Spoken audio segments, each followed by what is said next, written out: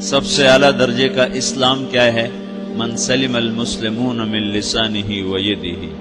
زندگی میں یہ طے کر لو، کوئی کتنا ہی تمہیں دکھ پہنچائے، کوئی کتنا ہی تمہاری بےزتی کرے، چپ ہو جاؤ، سہ جاؤ۔ مرنے والے کی کیا عزت، کیا ذلت، میں نے تو مر کے دیکھا ہے، اور مجھے یہ حدیث سمجھ میں آئی ہے بڑی اچھی طرح، موتو قبل ان تموتو، کہ مرنے سے پہلے مر جاؤ۔ اس وقت اگر میں مر جاتا تو مجھے کوئی گالیاں دیتا تو مجھے کیا نقصان تھا، اور مجھے کوئی نعرے لگاتا میرے لیے تو میرا کیا نفع تھا۔ تو مرنے سے پہلے مر جاؤ، کوئی تمہیں برا بھلا کہے تو تمہارا کیا نقصان ہے، تمہیں کوئی واہ واہ نعرے لگائے تمہیں کیا نفع ہے۔ اگر اللہ راضی ہے تو مرد آباد اور زندہ باد سے بے نیاز ہو۔ ابو ذر رضی اللہ تعالیٰ عنہ کو ایک آدمی نے گالیاں دی تو انہوں نے فرمایا، بیٹا ایک گھاٹی آگے آ رہی ہے، اس میں گر گیا تو جو کچھ کہہ رہے ہو اس سے بھی زیادہ کا حقدار ہوں، اور اگر پار ہو گیا تو تیری گالیوں سے مجھے کوئی فرق نہیں پڑتا ہے۔ من سلم المسلمون من لسانہ و یدہ موتوا قبل ان تموتوا۔ چونکہ آج کل اخلاق ہیں انتقامی، معاف کرنے والے اخلاق ہیں نہیں، انتقامی اخلاق ہیں۔ ہمارا معاشرہ انتقامی ہے، اچھا کرو گے تو ہم اچھا کریں گے، برا کرو گے تو ہم برا کریں گے، جیسا کہو گے ویسا ہم سے سنو گے۔ یہ ہمارا ماحول ہے، یہ ہمارا۔ ایک ماں کہہ رہی تھی دوسری ماں کو، میرے پترا کدی کسی نے واسطے سلام نہیں کیتا، بڑے فخر سے کہہ رہی ہے، ہمارے اپنے گاؤں کی بات، میرے پترا کدی نہیں کسی نے واسطے سلام کیتا، مائی جڑا کرے انہوں کریں دیں، جڑا نہ کرے انہوں پوچھ دے ہی کوئی نہیں۔ یہ وہ فخر سے کہہ رہی، جو سب سے بڑا عیب ہے وہ سب سے بڑا فخر بنا ہو۔ میرے پترا کدی نہیں کسی نے واسطے سلام کیتا۔ جب ماں باپ نے یہ سبق دیا تو اولاد کا کیا قصور ہے؟ تو ہمارا معاشرہ انتقامی ہے، ایک کی 10 سنانے کا ماحول ہے، تو آپ 100 کی ایک بھی نہ سناؤ۔ احنف بن قیس رضی اللہ تعالیٰ عنہ پہ ایک آدمی نے چڑھائی کر کہنے لگا، ایک سناؤ گے نا تو 10 سنو گے میری طرف سے۔ تو احنف بن قیس کہنے لگے، بھائی تو مجھے 100 بھی سنائے گا نا تو میری طرف سے ایک بھی تو نہیں سنے گا۔ ایک آدمی ان کی بڑی بےزتی کر رہا تھا اور وہ چل رہے تھے، اور وہ 100 گالیاں بک رہا ہے۔ جب آ گیا نا قریب شہر تو کہنے لگے، دیکھا میرا قبیلہ یہاں رہتا ہے، اگر کسی نے سن لیا نا تو تیری بڑی دھلائی کر دے گا، تو نے جو مجھے گالیاں دینی میں کھڑا ہوں یہیں تو دے لے، تو اپنا سارا زور پورا کر لے تاکہ آگے تجھے کوئی تکلیف نہ پہنچا دے میری وجہ سے۔ تو وہ پاؤں پہ گر کے معافی مانگنے لگا کہ واقعی تو بڑے حلم والا ہے۔ وہ مشہور تھے اپنے حلم میں، بردباری، اور لوگ ان کا امتحان لینے آیا کرتے تھے کہ بھئی کوئی ہے جو احنف کو غصہ دلا دے، تو لوگ ناکام ہو جاتے تھے، ان کو غصہ نہیں آتا۔ ایسے ایک عرب سردار گزرا، معن بن زائدہ، وہ بھی اپنے حلم میں بڑے مشہور تھے۔ ایک دفعہ لوگوں میں شرط لگ گئی کہ کوئی ہے معن بن زائدہ کو غصہ دلائے تو ہم اس کو انعام دیں گے۔ تو ایک شاعر نے کہا، میں غصہ دلاتا ہوں، تم دیکھنا ایسے سیخ پا ہو جائے گا جیسے جانور۔ تو وہ چلا گیا اس کی مجلس میں، دربار لگا، عرب سردار تھا بہت بڑا، دربار لگا ہوا، تو کہتا السلام علیکم، میں کہا وعلیکم السلام۔ تو معن بن زائدہ پر ایک دور بڑے فقر کا گزرا تھا، پھر اللہ نے اس کو بہت بڑی سرداری دی، بنو عباس کا بہت بڑا یہ وزیر گورنر تھا۔ تو کہتا اتذکر اذ لحافک جلد شاۃ واذ نعلاک من جلد البعیر، کیوں بھائی تجھے یاد ہے جب تیرا بستر بکری کی کھال تھا اور تیرے جوتے اونٹ کی کھال کے تھے؟ تو کہنے لگا کیوں نہیں یاد، بھلا کوئی ماضی بھی بھولتا ہے؟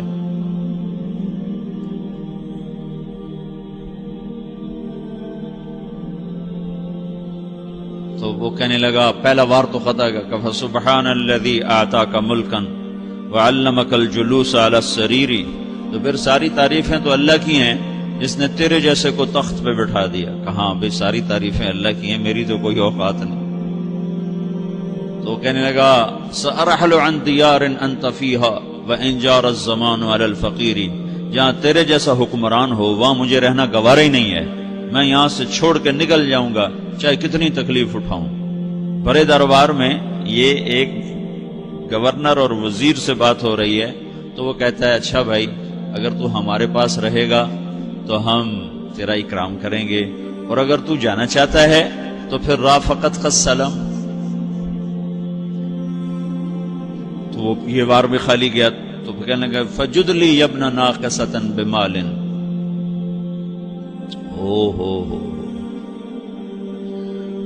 او گندی ماں کے بیٹے مجھے کچھ عطا بھی کر، میں بغیر پیسے کے سفر کیسے کروں گا؟ عرب کو کسی کو بھی ماں کی گالی دے دینا پھر عرب سردار ہو. فجد لی یبن ناقصۃ بمال، بری ماں کے بیٹے مجھے کچھ پیسے بھی دے، میں نے جانا ہے. میں کہا بھائی اس کو 3000 دے دیا جائے. اللہ تو کہنے لگا قلیل ما آتیتنی و انی لأتمو منک فی الکثیر، یہ تو بہت تھوڑا تو نے دیا ہے، مجھے اور دے.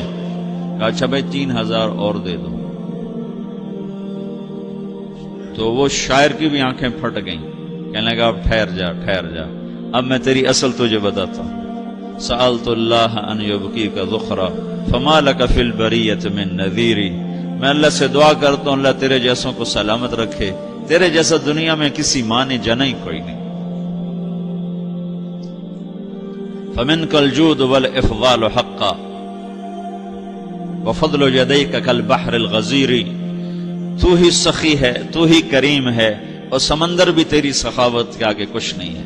تو نے کہا اچھا بھائی تو نے ہماری برائی کی، ہم نے تمہیں 6000 دیے، اب تو نے ہماری تعریف کی، اب 10,000 اور دے دو اس کو.